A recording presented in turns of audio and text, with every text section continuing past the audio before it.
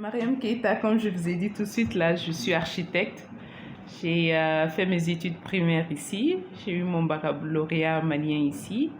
Et après, j'ai poursuivi mes études à Tunis et à l'école Ibn Khaldoun où j'ai obtenu mon diplôme national d'architecture en 2014. Et après, je suis retournée ici à Bamako et j'ai travaillé dans certains cabinets d'architecture. Et après, avec quelqu'un d'autre, on s'est mis en consortium pour créer notre cabinet d'architecture. Et AK2A, qui est un cabinet d'architecture agréé ici au Mali. Et en 2017, j'avais notamment intégré la vie associative avec plusieurs associations. Mais par la suite, on s'est décidé avec quelques groupes de créer une association pour aider les enfants orphelins, les enfants de la rue. C'est d'où est venue l'initiative de mettre en place notre association Djigiasso.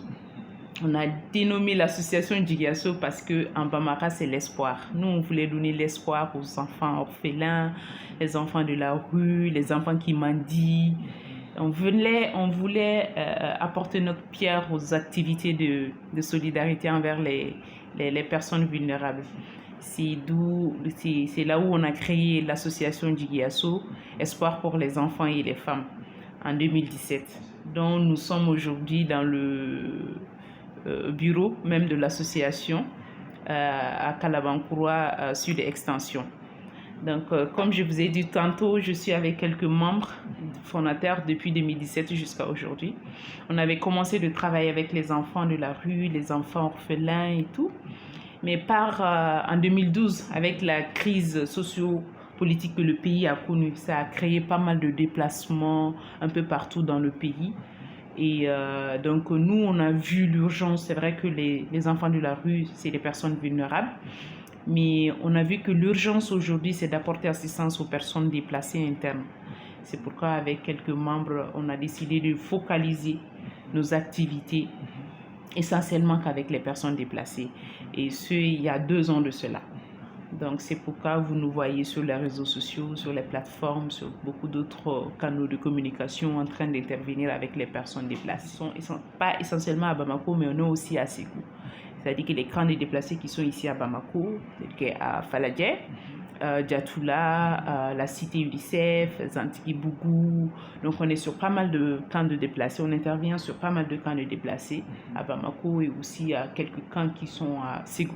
Notre mission, c'est vraiment accomplir, ne pas naître et disparaître comme ça. Donner un sens à notre vie.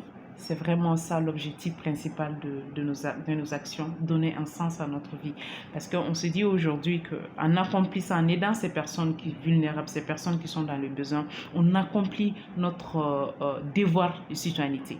Parce que c'est vrai qu'on a des droits en tant que citoyens du pays, mais on a aussi des devoirs. En essayant de soutenir sa souffrance, on participe aussi à la construction de notre pays, mais pas seulement à cela, mais à remplir notre devoir de citoyenneté envers notre pays. Oui, bien sûr, on envisage de faire pas mal de choses avec les personnes déplacées. Nous, comme je vous ai dit, on est une association humanitaire. Donc, nous avons 3 axes d'intervention avec les personnes déplacées. Notre premier axe d'intervention, c'est vraiment apporter assistance à ces personnes vulnérables, notamment les enfants et les femmes. Notre deuxième axe d'intervention, c'est les aider à développer une certaine autonomisation, surtout les femmes, les développer et les aider dans ce sens-là. Et notre troisième axe d'intervention, c'est de les réinsérer dans la vie socio-professionnelle, les aider, les accompagner à la réinsertion à la vie professionnelle et les activités de protection. Donc, dans ce sens-là, nous avons initié pas mal d'activités envers eux. Comme je vous ai dit, les activités de protection, c'est vraiment apporter assistance, des vivres, des non-vivres, des habits. On fait quelques gestes et pour les enfants et pour la famille. Durant le mois de Ramadan, on prépare et on amène de la nourriture, on fait la rupture du jeûne ensemble. Et c'est vraiment ça les activités de protection. Et les renforcements des capacités, comment ça se passe? Nous faisons une enquête, on essaie de recenser quelques personnes qui travaillaient déjà avant d'être là aujourd'hui, qu'ils avaient leur demande de compétences. Nous essayons de les renforcer, de leur faire suivre une formation pour renforcer leurs capacités et après les aider aussi à les réinsérer dans la vie socio-professionnelle en les aidant à trouver des entreprises qui peuvent les accompagner, qui peuvent les embaucher, pour qu'ils puissent aussi être autonomes.